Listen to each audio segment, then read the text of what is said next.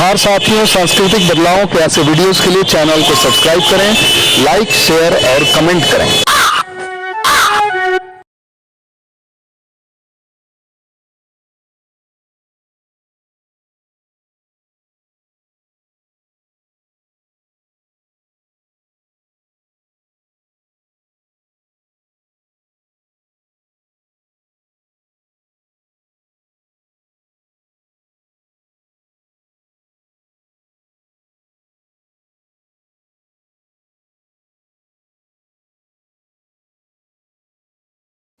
तो उसकी तरफ से हम आमंत्रित करते हैं डॉक्टर सुधांशु सिंह जी को।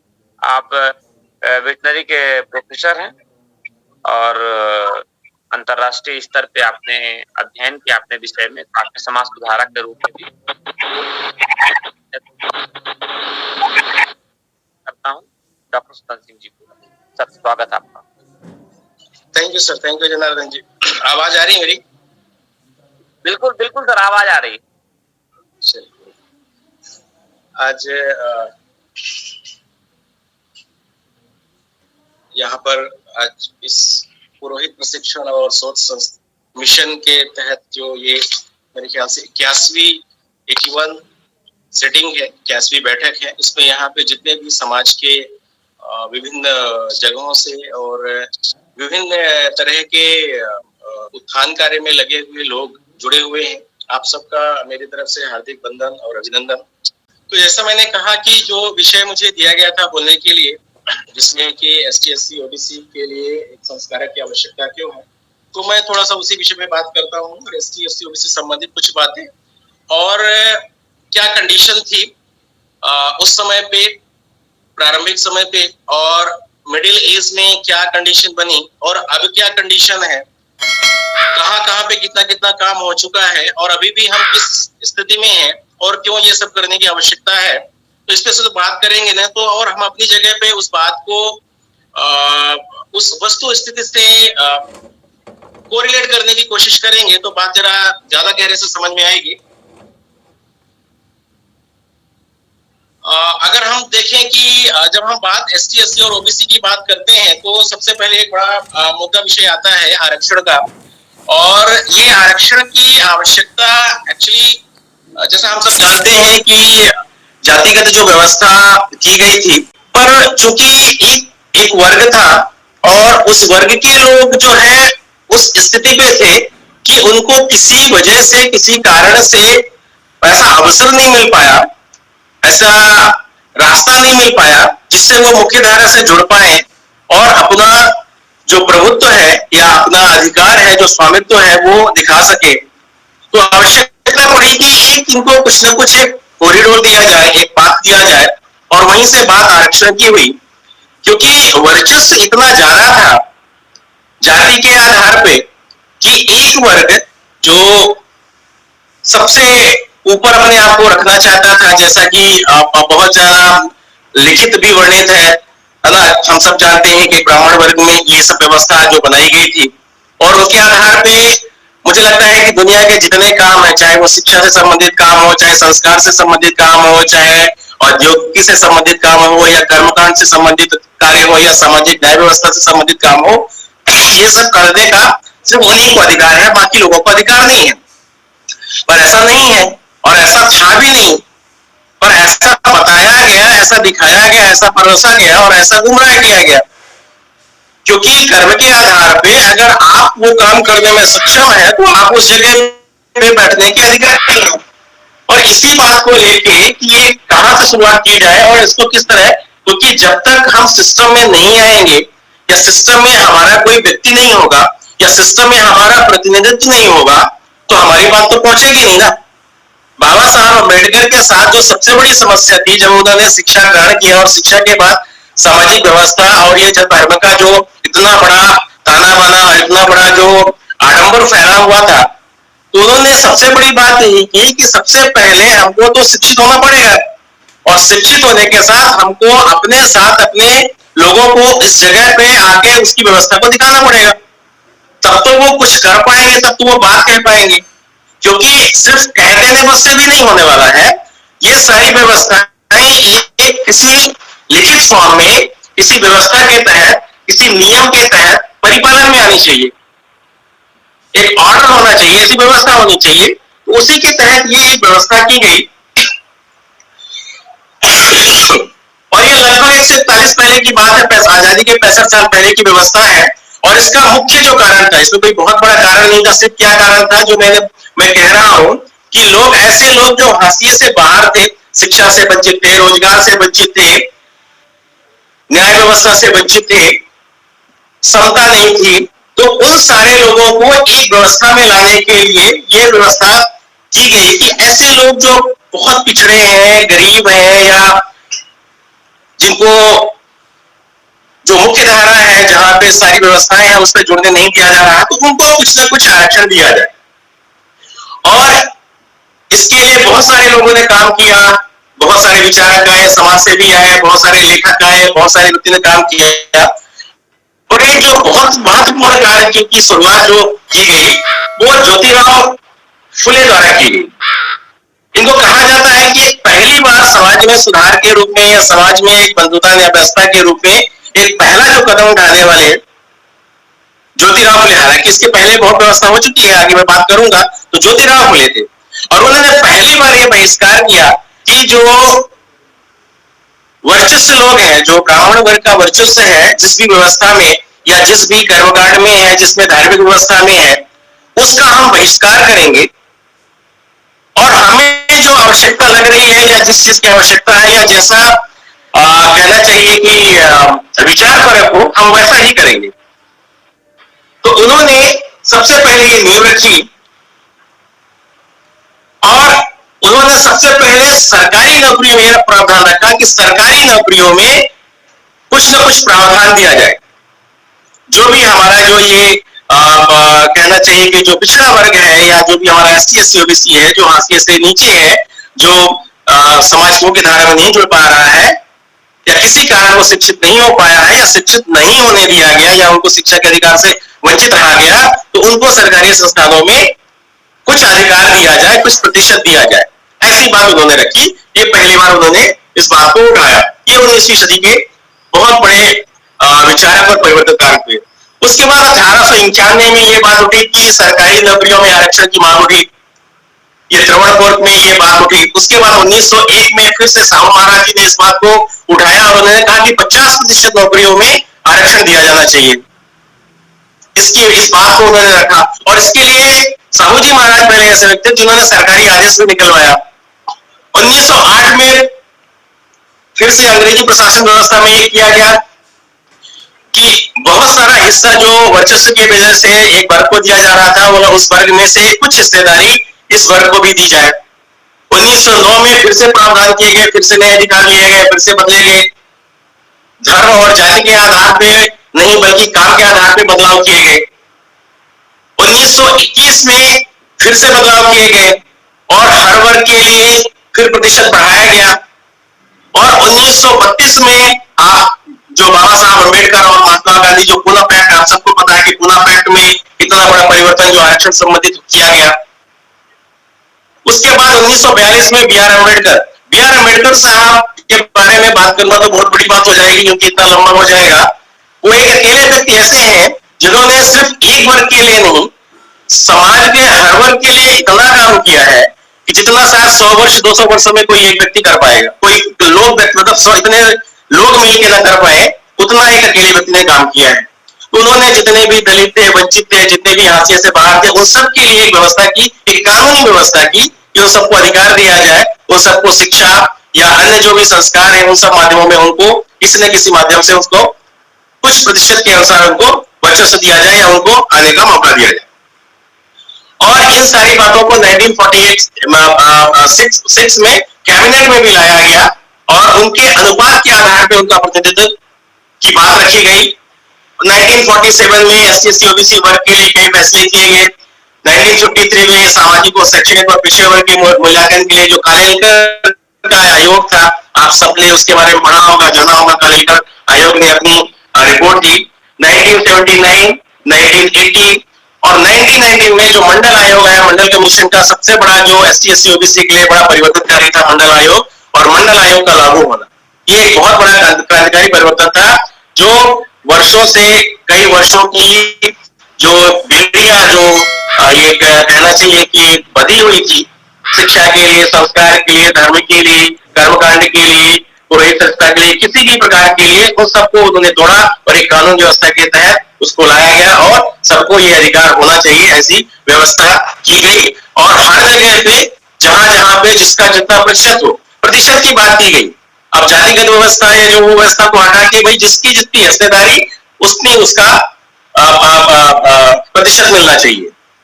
और इसी के तहत अभी आपने देखा कि बिहार में बड़ा परिवर्तन हुआ है। आप सब जानते हैं कि जो बिहार में 75% का आरक्षण का, और ये जितने भी ये परिवर्तन हुए हैं, इन्हीं सारी परिवर्तनों के तहत हर देश के प्रत्येक राज्य में अलग अलग तरह की व्यवस्था हर वर्ग के लिए बनी हुई, और वहां पे लगातार प्रयास हो रहे हैं, लगातार काम हो रहे हैं।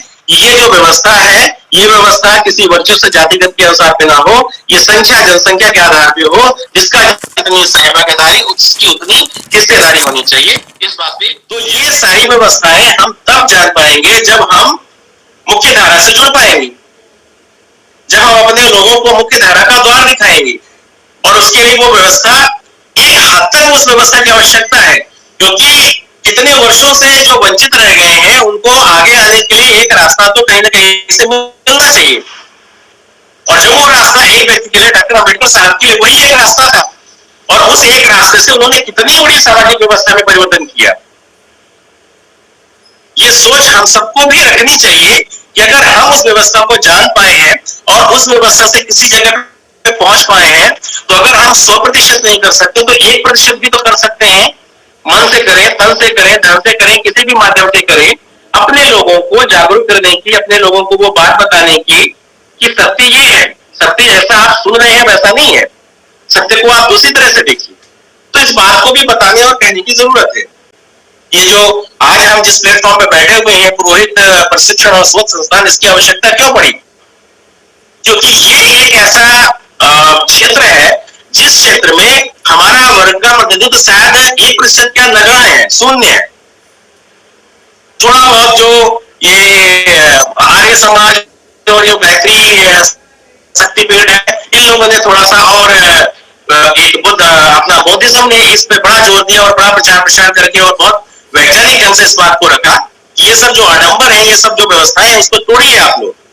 आप आज की आवश्यकता क्या है, आप किस जगह पे हैं, आप क्या करने में सक्षम है। धर्म की मान्यता, रीति रिवाज, रूढ़िवादिता जो लिखा गया है, जैसा कह दिया गया वैसा करने की आवश्यकता नहीं है। अब आ जाते हैं, बस 5 से 10 मिनट और लूंगा, कि अब ये समाज सुधार की आवश्यकता ये हम सबको अभी भी क्यों पड़ रही है। बहुत कुछ हो चुका है, बहुत कुछ चीजें हो चुकी हैं, संविधान में भी बहुत सारी बातें कही जा चुकी हैं, पर वो सब चीजें परोक्ष या अपरोक्ष रूप से वहां तक शायद नहीं पहुंच पा रही हैं, या पहुंच भी रही है तो या उसका अमली जमाकरण नहीं हो पा रहा है, या गलत ढंग से वो बातें पहुंच रही हैं, या उनको विश्वास नहीं हो रहा कि ऐसा हो सकता है क्या, ऐसा हमारे साथ या हमको ऐसा मिल सकता है क्या। तो हमारे समाज में जहां बहुत सारी अच्छाइयां हैं, वहां बहुत सारी बुराइयां भी हैं, और ये सिर्फ हमारे समाज में नहीं, अन्य समाज में भी है। तो मैं कहता हूं आप बुराइयों को एक किनारे कर दीजिए, ना दरकिनार कर दीजिए, अच्छाइयां क्या है वो ले लीजिए, अन्य समाज से भी अच्छाइयों को ले लीजिए और उन अच्छाइयों को लेके ही आगे बढ़िए ना। आप बुराइयों पे ही क्यों पड़े हुए हैं, आप अच्छाई को लेके आगे बढ़िए, उस व्यवस्था से लेके आगे बढ़िए, हो सकता है कि देखिए उसमें परिवर्तन हो जाए। तो समाज सुधार की आवश्यकता इसीलिए पड़ेगी कि आज भी कहीं ना कहीं पे हम सब मानसिक गुलामी, कुरीतियां, धर्म के ताना बाना जाल में, आडंबर में, जातिगत व्यवस्था में, या जो सरकार की जो थोड़ा सा अनुचित व्यवस्थाएं हैं, उस व्यवस्थाओं में अभी भी हम जुड़े हुए हैं, फैले हुए हैं। आप स्वतंत्र हैं कुछ भी करने के लिए, और उस स्वतंत्रता में आप कहीं ये चीज ना भूल जाइए कि आपका एक कार्य ये भी है कि आप मनुष्य होते हुए अपनी प्रगति के साथ साथ समाज या अन्य लोगों की प्रगति में भी आपकी सहभागिता सुनिश्चित हो। हम यहाँ पर हैं सिर्फ स्वयं की वजह से नहीं है, कहीं ना कहीं पे समाज का योगदान है, प्रत्यक्ष या अप्रत्यक्ष रूप से। आप जब इसको स्वीकार करेंगे तब वो भावना आ पाएगी। अगर आप ये समझे कि आप स्वयंभू हैं, आप सिर्फ अपनी कहना चाहिए कि अपने विवेक और सिर्फ आपके बलबूते पे आप यहाँ पहुंचे हैं, तो फिर आपको सुधार करने की जरूरत है। और गलत परिपाटी पे हैं। इन सब समाज सुधार के उद्देश्य क्या होने चाहिए?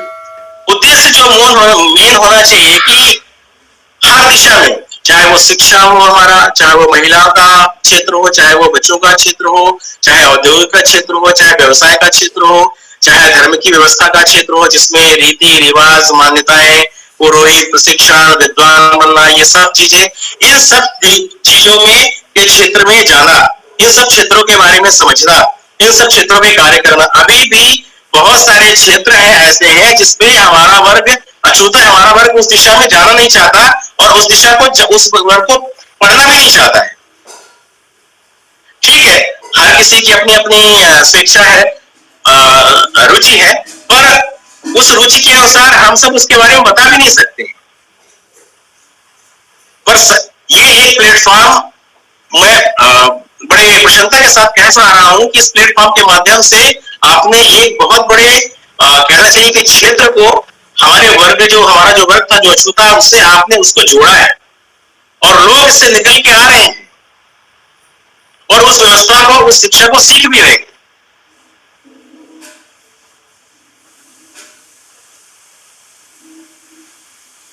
समाज सुधार के लिए जो सबसे बड़ी बात है शिक्षा। शिक्षा एक ऐसा अभूतपूर्व कहना चाहिए कि शस्त्र है या अस्त्र है कि शिक्षा ही एक ऐसा है जो समाज के सब द्वार खोलता है। आज भी हमारा वर्ग कहना चाहिए कि हर राज्य में अगर आप देखें तो शिक्षा के प्रति उतना जागरूक नहीं है जितना अन्य चीजों के प्रति जागरूक। वो सब कुछ कर लेगा, वो मोबाइल खरीद लेगा, वो 10 किलो 5 किलो रोटी, दाल चावल जो गेहूं की बस्ता है उस पर वो खुश रहेगा, मोटरसाइकिल खरीद लेगा, वो घर बनवा लेगा, सब चीजें कर लेगा, लेकिन अपने बच्चों को पढ़ाने के प्रति वो जागरूक नहीं होगा। वो खुद भी मजदूरी करेगा और अपने बच्चों को कहेगा कि तुम भी मजदूरी करो। इस बात को वहां तक पहुंचाने की आवश्यकता है कि कब तक आप इस मानसिकता, इस गुलामी पे बधे रहेंगे, कब आप सुधरेंगे। आपके इसलिए इतनी व्यवस्थाएं हो गई हैं, संविधान में इस तरह के अधिकार दे दिए गए हैं, समाज और देश और राज्य में कितने सारे आपके लिए संस्था और ऑप्शन खुले हुए हैं। आवश्यकता है कि आपको एक कदम दो कदम आगे बढ़ाने की। हो सकता है कि हम सब वहां पे ना पहुंच पा रहे हो या हम सब पहुंच पा रहे हो तो वो बात ना कह पा रहे हो किसी न किसी माध्यम से। तो ये आवश्यकता है और ये शिक्षित करने की आवश्यकता है उस सब वर्ग को। इस सब चीजों में, इस सब दिशा में काम करने के लिए बहुत सारे लोगों ने काम किया है। हजारों लोगों के नाम है, मैं किस किस का नाम लूं, आप सब लोग रोज पढ़ते हैं, रोज जानते हैं। उनके एक एक वक्तव्य, एक एक स्टेटमेंट पे भी अगर हम बात करें तो कहीं बहुत लंबा समय चल जाएगा, पर उन सब का मूल विषय यही था जिसपे हम आज चर्चा कर रहे हैं। अब क्या क्या सुझाव हम सब इस प्लेटफॉर्म के माध्यम से या हम अपनी जिस जगह पे वो क्या कर सकते हैं समाज सुधार के लिए, बस 5 मिनट में मैं अपनी बात यहाँ पे समाप्त कर दूंगा कि शिक्षा का सबसे ज्यादा से ज्यादा अधिक से अधिक प्रसार करिए। शिक्षा में प्रचार के लिए आप अनिवार्य शिक्षा होनी चाहिए। महिलाओं के लिए, बच्चों के लिए लगभग 14 वर्ष 15 वर्ष तक शिक्षा की व्यवस्था होनी चाहिए। बालिका शिक्षा पे जोर दीजिए, सबसे ज्यादा बालिका शिक्षा पे। कहते हैं ना कि एक महिला को शिक्षित करेंगे आप तो 2 पीढ़ी को शिक्षित कर देंगे, पूरे परिवार को। और कहते हैं पूरे एक बेटा शिक्षित होता है तो सिर्फ एक बेटा ही शिक्षित होता है, पर एक महिला शिक्षित किए तो कई जनरेशन को शिक्षित कर देगी। प्रौढ़ शिक्षा पे भी आप ध्यान देना चाहिए। शिक्षा में गुणात्मकता आना चाहिए। हमारी शिक्षा खोखली नहीं होनी चाहिए। ये भी एक विषय है हमारे पीछे रहने का। हम शिक्षा तो ले लेते हैं, बड़ी बड़ी डिग्री ले लेते हैं, एमए कर लिए, बीए कर लिए, बीएससी कर लिए, एमएससी कर लिए, पीएचडी कर लिए, पर बोले आता क्या है? कुछ नहीं आता, जीरो आता है। आप अगर उस शिक्षा लिए हैं तो शिक्षा का वर्चस्व भी होना चाहिए। आप जिस जगह पे खड़े हो, जिस जगह पे बात करें, वो बात झलकनी चाहिए, वो बात परिलक्षित होनी चाहिए कि आपने वो शिक्षा ग्रहण की है, आप उसके मास्टर हैं। तो ऐसी शिक्षा होनी चाहिए ना, तब जाके आप अपना वर्चस्व दिखा पाएंगे। तो गुणात्मक होनी, क्वालिटी एजुकेशन लेना चाहिए, जिस दिशा में भी जाना चाहिए। हर दिशा में क्वालिटी एजुकेशन आप लीजिए। प्रतिभावान छात्र छात्राओं को प्रोत्साहित करिए और चारित्रिक शिक्षा ग्रहण होना चाहिए। इस तरह की व्यवस्था जब आप करेंगे तो गुणात्मक परिवर्तन होंगे। सामाजिक कुरीतियों पर अंकुश लगाना पड़ेगा। ये सबसे बड़ी व्यवस्था, ये समाज अपने वर्ग के लिए नीचे जाने का, तोड़ने का, ये बहुत बड़ी व्यवस्था की गई थी। बहुत सारी ऐसी सामाजिक कुरीतियां अभी भी, मृत्यु भोज पर अंकुश लगाना, सगाई विवाह में जो फिजूल खर्चे हैं उस पर अंकुश लगाना, अंकुश लगाना, दहेज प्रथा हो गया, धार्मिक रीति रिवाज, संस्कार, मान्यताएं, पाखंड, इन सबको बंद करना है। जितनी आवश्यकता है उतना करना, नहीं तो नहीं करना। करने की आवश्यकता नहीं है, किसी के लिए बंधन नहीं होना चाहिए। मृत्यु भोज ऐसी एक व्यवस्था कर दी गई है, बेचारा गरीब आदमी उसको घर बेच के उसको करना पड़ता है। आप उसको बताइए, जब आप बताएंगे, आप समझाएंगे तो वो मानेगा। तो उसके साथ खड़ा होने वाला, उसके साथ सहयोग करने वाला कोई नहीं है, सब लोग उलाहना देने वाले ही, तो बढ़ेगा। धार्मिक रीति रिवाज, संस्कार, मान्यताएं, कोई जरूरत नहीं। जितनी लग रहा है, आपको लग रहा है तो नहीं करिए, नहीं लग रहा तो मत करिए। हर वर्ग में, हर धर्म में इतनी धार्मिक रीति रिवाज, मान्यताएं है, सबका समाज चल रहा है, सबका धर्म चल रहा है, सब लोग जीवित है। कोई कर्मकांड रीति रिवाज न करने की वजह से कोई मर नहीं रहा है। हर धर्म में जाके देख लीजिए आप।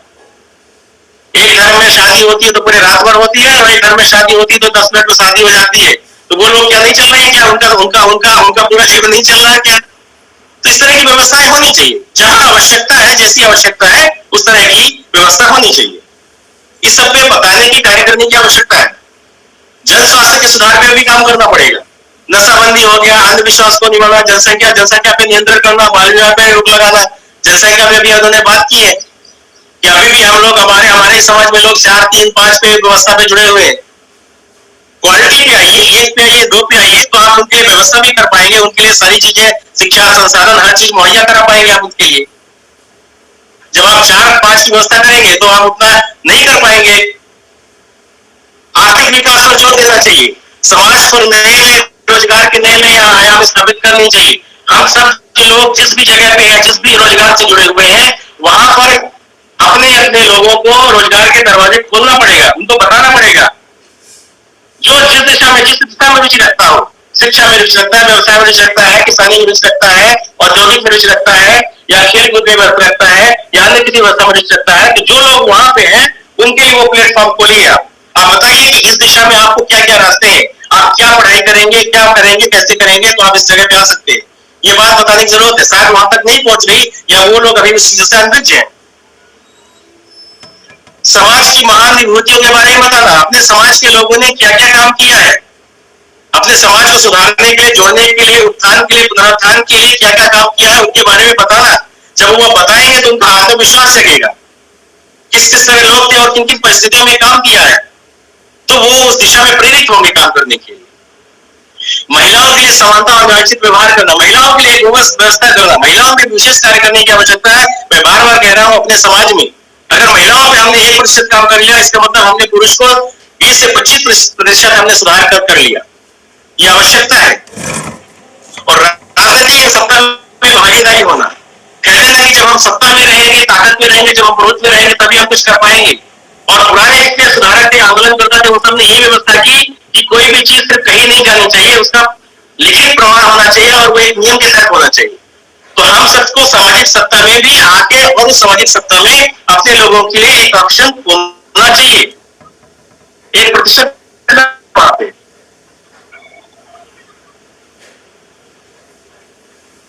तो जब हम उस व्यवस्था में, उस सत्ता में आएंगे, जब उस हमारा वर्चस्व रहेगा, तभी हम अपनी बात कह पाएंगे और अपने लोगों को वहां से जोड़ पाएंगे। तो अंत में मैं अपनी बात खत्म, इस शब्द से खत्म करता हूं कि अगर हमको अपने समाज में संस्कारक के रूप में एक नया सवेरा देना है, एक नया संदेश देना है, पुनरुत्थान करना है, एक नई, तो शिक्षा, धर्म पर एक सामाजिक रूप से एक व्यवस्थागत और वैज्ञानिक ढंग से काम करने की आवश्यकता है। और हम सब जिस जगह पे हैं, जिस भी प्लेटफॉर्म पे हैं, वहां से उन सब के लिए एक नया रास्ता, एक नई, कहना चाहिए कि जानकारी, उन सबको प्रेरित करने की जरूरत है। और जहां अभी नहीं पहुंच पा रहे हैं, वहां पहुंचने की आवश्यकता है। और जिस भी प्लेटफॉर्म के माध्यम से हो सकते हैं, छोटी जगहों पे, छोटी बात के माध्यम से, गांव में या छोटे छोटे समूहों के माध्यम से, तो इस तरह से जब हम करेंगे तो निश्चित ही बहुत परिवर्तन होगा और बहुत उसके क्रांतिकारी परिवर्तन होंगे। और उसी का एक उदाहरण है कि आज हम इस प्लेटफॉर्म पे बैठ के अपनी ये बात कह पा रहे हैं। बहुत बहुत धन्यवाद मुझे अपनी बात रखने के लिए। कोशिश की मैंने की थोड़ा मैं उस विषय से जोड़ पाऊं। कोई बात अधूरी रह गई होगी तो फिर कभी चर्चा में ले लेंगे। आप सब इस विषय के जानकार हैं, आप सब लोग इस विषय में हमसे ज्यादा काम कर रहे हैं, हमसे ज्यादा समर्पित हैं। तो निश्चित ही हम सबका प्रयास एक बहुत अभूतपूर्व समाज के लिए पथ प्रदर्शक होगा। बहुत बहुत धन्यवाद। मैं अपनी बात यहीं पे समाप्त करता हूँ। बहुत बहुत धन्यवाद आदरणीय डॉक्टर साहब, आपकी बातों से निश्चित रूप से हम लोगों को एक और अपने काम में लगे रहने की प्रेरणा मिलेगी।